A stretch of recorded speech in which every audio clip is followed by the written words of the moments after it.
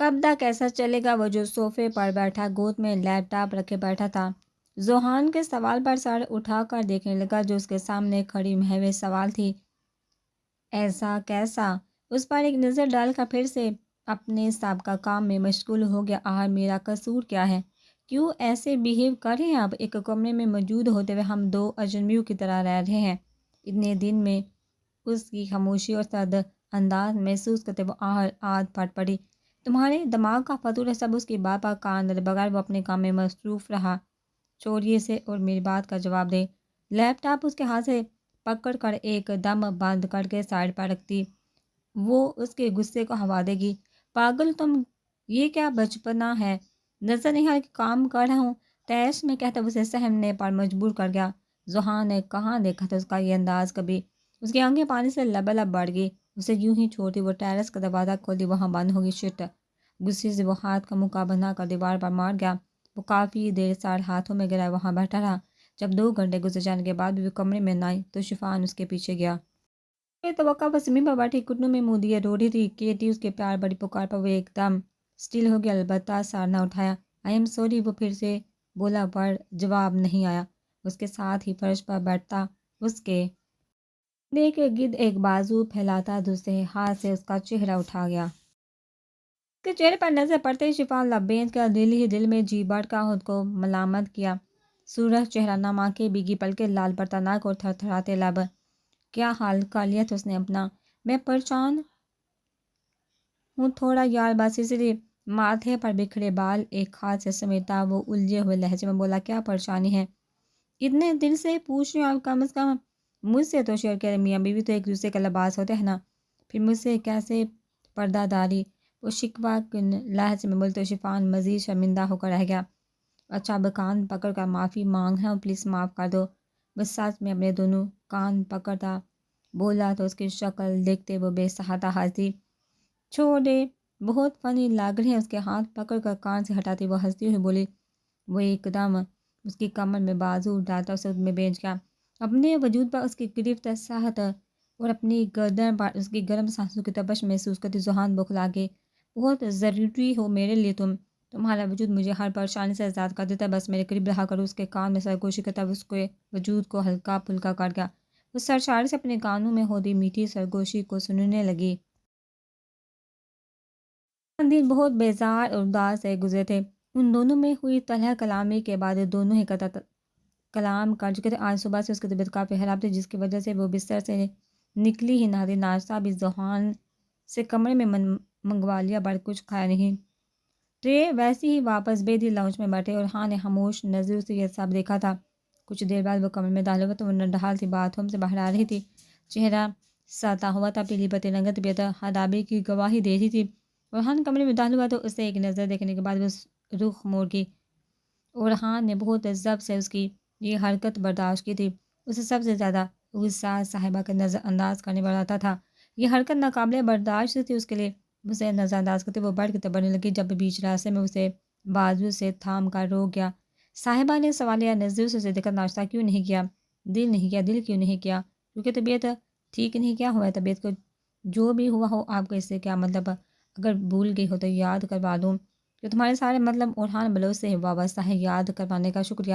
اب پیچھے ہٹیے، مجھے ریسٹ کرنے کس انداز میں بات کر رہی ہو مجھ سے تم؟ انداز میں کر رہی ہوں آپ ہی بتا دیں، کیونکہ اپنی طرف سے تو بالکل نارمل انداز میں نارمل سی بات کر رہی ہوں۔ صاحبہ میرا دماغ پہلے ہی بہت خراب ہے، مزید اضافہ مت کرو اس میں ورنہ پاگل ہو جاؤں گا میں۔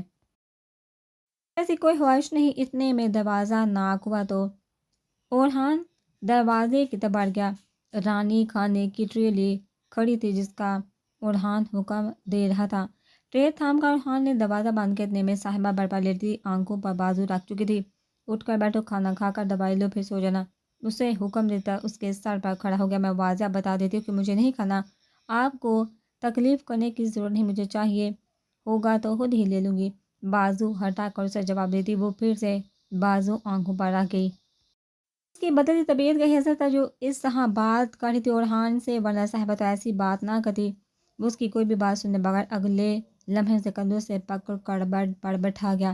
اس کے سامنے بیٹھا وہ سوپ کا پیالہ سوپ کے پیالے سے چمچ برتا اس کے لبوں کے قریب لے گیا. منہ کھولو اور کوئی بحث مت کرنا ورنہ سچ میں کچھ کر بیٹھوں گا. میں تم نہیں جانتی میرا دماغ کس قدر تپا ہوا ہے ابھی. اس کے اٹل انداز پر وہ اب کی دفعہ نہ چاہتے ہوئے بھی منہ کھول کے تو وہ اسے سوپ پلانے لگا. دوائی کہاں ہے تمہاری؟ سوپ ختم ہونے کے بعد برتن سائڈ پر رکھتے اس نے صاحبہ سے پوچھا تو وہ سائڈ درار کی طرف اشارہ کر گئی. اورحان نے دوائی نکال کر اس کے ہاتھ پر رکھی اور پانی کا گلاس اس کے دوسرے ہاتھ میں پکڑا. اس کی طرف آنکھوں کو غور سے دیکھتی وہ دوائی نکل گئی. اورحان نے اس کے ہاتھ سے ایک گلاس پکڑا اور ٹرے میں رکھ کر ٹرے اٹھاتا کمرے سے نکل گیا. اس کے جانے کے بعد صاحبہ کی آنکھوں سے گرم سیال بہنے لگا تو وہ چپ چاپ آنکھیں بند کر گئی. جب سے ہسپتال سے واپس آئی گمسم سی تھی. اس کی آنکھوں کا آپریشن تھا 15 دن بعد. شفا نے لندن کے مشہور ہسپتال بات کر رکھی تھی. جیسے ہی ڈونر ملا تو ڈاکٹر نے رمیسا کے آپریشن کا پیغام دے دیا.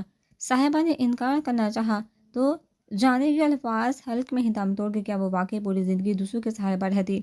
اپنوں کی شکل دیکھنے کو طرح سے نہیں. اگر اللہ موقع دے رہا تھا تو وہ کیوں نہ شکر کرتی. صاحبہ دونوں ہاتھوں میں سر گرائے بیڈ پر بیٹھی تھی. 3 دن سے اورحان اور اس کی بول چال بند تھی. کسی ایک نے بھی دوسرے کے بلانا گوارا نہ کیا تھا. دروازہ کھلنے بند ہونے کی آواز پر اس نے سر نہیں اٹھایا کیونکہ آنے والے کے قدموں کی چانپ ہی اس کا پتہ دے چکی تھی. وہ آ کر اس کے بالکل سامنے کھڑا ہو گیا.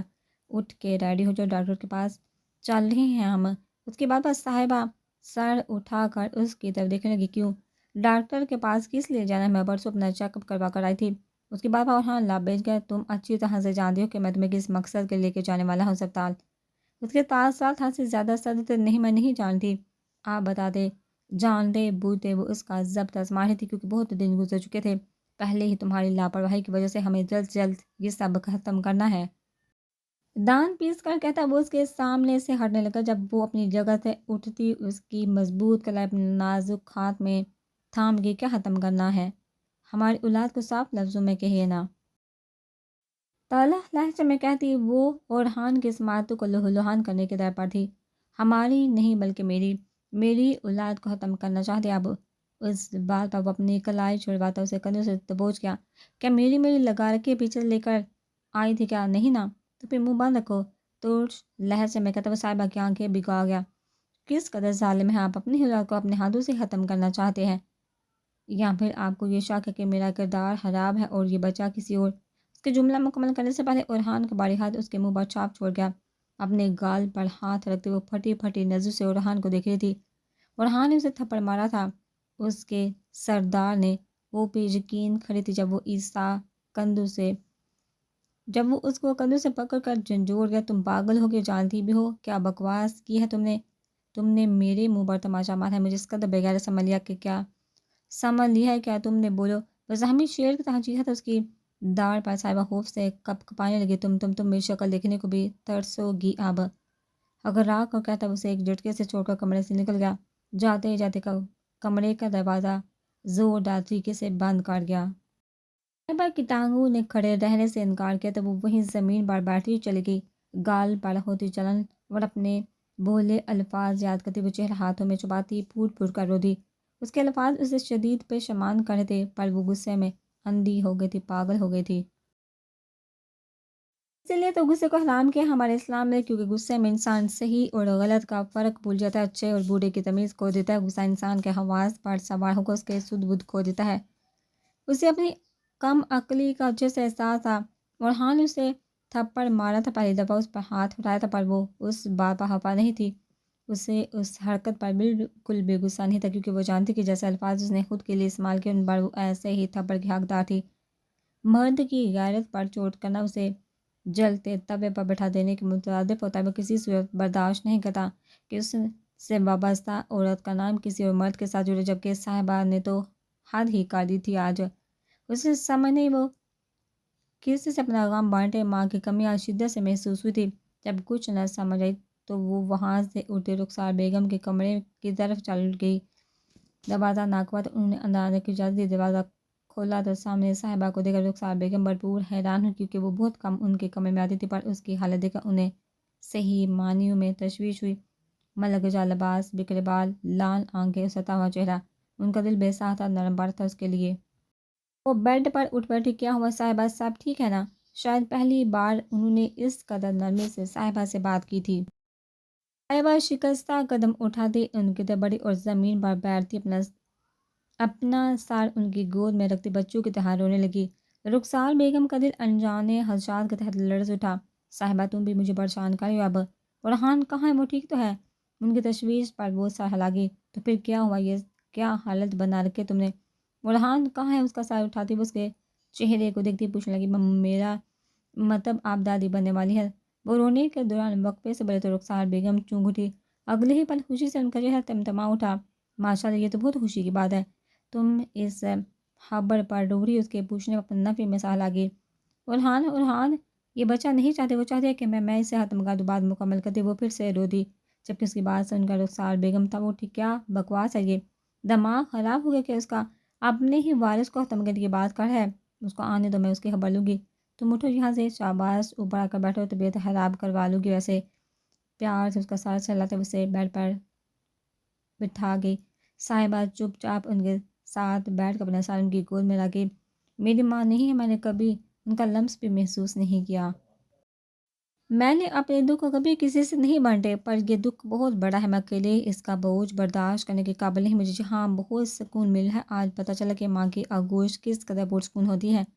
دھیمی آواز میں بولتی وہ تھکی تھکی آنکھیں بند کر کے رخسار بیگم اس کے بال میں انگلیاں چلانے لگی۔ اس کی حالت دیکھا ان کا دل پسیج گیا۔ بہت نرم دل خاتون تھی، پر آبکن کی موت نے انہیں حد درجہ تلخ کر دیا تھا۔ پر اس کی حالت دیکھا ان کا دل خود بخود نرم پڑ گیا۔ صاحبہ کے لیے سب بھول جاؤ، دماغ کو پرسکون رکھو اور سو جاؤ کچھ دیر۔ تمہاری آنکھیں دیکھ کر لگ رہا ہے جیسے عرصے سے نہیں سوئی۔ وہ دھیرے دھیرے اس کے بال سے لانے لگی، جبکہ صاحبہ کی آنکھیں بند تھی۔ وہ جس وقت اٹھی کمرے میں اکیلی تھی۔ رخسار بیگم شاید باہر تھی، کمرے کی لائٹ بھی بند تھی، صرف سائڈ ٹیبل لیمپ جل رہا تھا۔ ہاتھوں سے بال سنوار کر وہ فریش ہونے باتھ روم کی طرف چل پڑی۔ ہاتھ منہ دھو کر وہ کمرے سے باہر نکل آئی۔ ذوحان، ناز اور رخسار بیگم لاؤنج میں بیٹھے تھے، لاپتہ اور رومی بھی وہیں بیٹھی ہوئی تھی، پر اس کے لب خاموش تھے۔ ماں مجھے امی ابو کی قبر پر جانا، پلیز کسی کو بھیج دے ساتھ۔ وہ رخسار بیگم کے پاس جا کر بولی ٹھیک ہے چادر لے آؤ، میں ڈرائیور کو کہتی ہوں لے جائے تمہیں۔ ذوحان بیٹا جاؤ، بھابھی کے لیے جوس لے کر جوس پی کر جائے گی۔ رخسار بیگم کی بات ذوحان سر ہلاتی کچن کی طرف چلے گی، جبکہ صاحبہ چادر لینے اپنے کمرے کی طرف بڑھی۔ وہ چادر لے کر باہر تھی، تب تک ذوحان بھی جوس لے کر آئی، جسے صاحبہ ہی کی سانس میں ختم کرتی باہر کی طرف قدم اٹھا گئی۔ جہاں ڈرائیور گاڑی تیار کیے کھڑا تھا، گاڑی قبرستان کے باہر رکی تو صاحبہ کی آنکھیں نم ہو گئی۔ اپنے ماں باپ کی قبر کے پاس پہنچ کر وہ ہاتھ اٹھاتی دعا مانگنے لگی۔ وہ آنکھیں بند کیے دعا مانگ رہی، جب پیچھے سے کسی نے اس کے ناک پر کلوروفارم سے بڑا رومال رکھ دیا۔ وہ لاکھ چٹپٹائی پر مقابل کی گرفت مضبوط تھی، دھیرے دھیرے وہ ہوش و حواس سے بیگانہ ہوتی چلی گئی۔ ڈرائیور کافی دیر باہر کھڑا اس کا انتظار کرتا رہا تھا، پر جب کافی وقت گزرنے کے بعد بھی وہ باہر نہ آئی تو وہ خود اندر کی طرف بڑھ گیا، جہاں ویرانے نے اس کا استقبال کیا۔ وہ آگے پیچھے ہوتا اسے ڈھونڈنے لگا، پر نہ اس نے ملنا تھا اور نہ ہی وہ ملی۔ 15 منٹ اسے ڈھونڈنے کے بعد وہ خالی ہاتھ حویلی کی طرف چل دیا۔ تمہیں چھوٹا سا کام دیا تھا جس کے منہ مانگے پیسے تمہیں پہلے ہی دے دیے گئے ہیں، پھر اب تک میرا کام کیسے نہیں ہوا؟ کال پر موجود انسان غصے میں چیخا تھا۔ اس نے بیزاری سے موبائل کان سے تھوڑا دور ہٹایا۔ تمہارے آدمی نے کس قدر بری ویڈیو ایڈٹ کر کے دی تھی، وہ پہلی ہی نظر میں اسے فیک ثابت کر گیا تھا۔ نکمے تمہارے آدمی ہیں، اس لیے الزام مجھ پر مت ڈالو، وہ بھی بغیر کوئی لحاظ کیے ترہ کر بولی تھی۔ تم کسی کام کے نہیں لیلا۔ لیلا کرہت آواز میں پھر سے چیخ تھا، کام کی نہیں تھی تو کیوں مجھ سے یہ کام کروائے؟ اچھا بلا میں اپنے طریقے سے شفان کو پھر سے اپنی محبت کے جال میں پھنسا لیتی، پر تمہاری بکواس پلان نے سب خراب کر دیا۔ دھمکی دی ہے اس نے مجھے کہ اب میں اس کے یا اس کے خاندان کے قریب دکھائی بھی دی تو میری بوٹیاں کر کے کتوں کو آگے ڈال دے گا۔ جیسے اس کا چہرہ تب اٹھا، تم بھول رہی ہو کہ جب اپنے دوسرے یار سے دھوکا کھانے کے بعد پاکستان لوٹی تھی اور کنگال سی پھرتی تھی تو میں نے تمہیں سہارا دیا، پر تم نے میرا ایک کام بھی ڈھنگ سے نہیں کیا۔ پہلے اس نے صاحبہ کو اپنی باتوں میں نہ پھنسا سکے، اب شیفان کو بھی نہیں۔ مقابل وجود کا باسنا چلا تھا اس پر ٹور پر تم نے تو کہا تھا کہ وہ صاحبہ بیوقوف سی ہے، پر اچھی خاصی شاطر ہے۔ وہ اپنے شوہر پر لگا الزام برداشت نہ کیا بلکہ میری درگت بنا ڈالی۔ عجیب سا سائیکو خاندان ہے. اسے آج پھر سے صاحبہ کے ہاتھوں ہی اپنی بےزتی یاد آ گئی. تم میرے پیسے واپس کرنے کا سوچو کیونکہ میرے کسی کام کے نہیں. تم بار میں جب اسے سنا تھا کھٹاک سے کال بند کر گیا, مٹھیاں بھیج گیا. سالہ دیکھتی ہوں کیسے پیسے وصول کرتا ہے مجھ سے. ہوں غصے سے کہتے وہ کسی اور کو کال ملانے لگی. صاحبہ کے اغوا کی خبر پہنچا لیا تھی. فرحان کو جیسے پتہ چلا وہ گاڑی اڑاتا وہ وہاں آیا تھا اور کھڑا چہرہ تک کہاں مرے ہوئے تھے جو تمہاری موجودگی میں کوئی میری بیوی کو اٹھا کر لے گیا. فرحان بلوچ کی بیوی کو لے گیا. وہ ڈرائیور پر چہرہ تھا. سردار میں تو باہر کھڑا تھا. میں نے کسی کو وہاں آتے جاتے دیکھا ہے. شاید قبرستان کے پچھلے دروازے سے کوئی وہ آگے کی بات ادھوری چھوڑ گیا. باہر کھڑے کو کس چیز کی چوکیداری دے رہے تھے. جب وہ اندر تھی تو تمہیں بھی اندر جانا چاہیے تھا. ساتھ وصول آنکھوں سے اسے نکلنے کے در پر تھا. اور ماں آپ کیوں اس حالت میں اسے قبرستان جانے دیا. وہ بھی اکیلے. وہ اب وہاں کڑی آنسو بہاتی رخسار بیگم کی طرف لے کر بولا, بیٹا وہ بہت رو رہی تھی, اپنے ماں باپ کو یاد کر رہی تھی, تو میں نے اسے جانے کی اجازت دے دی. بچی کا دل توڑنا اچھا نہیں لگا, پر مجھے کیا پتہ تھا کہ یہ سب ہو جائے گا. میں اسے کبھی نہ جانے دیتی. رخسار بیگم خود بھی آنسو بہار تھی. رخسار بیگم نے شروع سے ہی صاحبہ کے ساتھ اچھا سلوک نہ کیا تھا. اب کن قتل ہوا تو انہیں پتہ چلا کہ صاحبہ کے ہونے والے شوہر نے اس کا قتل کیا. وہ بہت روئی پیٹی تھی اپنے لاڈلے بیٹے کی وفات پر, جس بے دردی سے اسے مارا گیا تھا. وہ ایک ماں ہو کر کیسے برداشت کرتی. کتنا تڑپی تھی وہ اپنے بیٹے کی جدائی میں. پھر جب صاحبہ کو منی میں لے آیا تو وہ بڑک اٹھی تھی. ان کی نظر میں وہ بھی گناہ گار تھی. ان کے بیٹے کی اس کی صورت دیکھ انہیں اپنا آپ کا یاد آتا تھا. اس کے بے دردی سے کیا قتل یاد آتا تھا.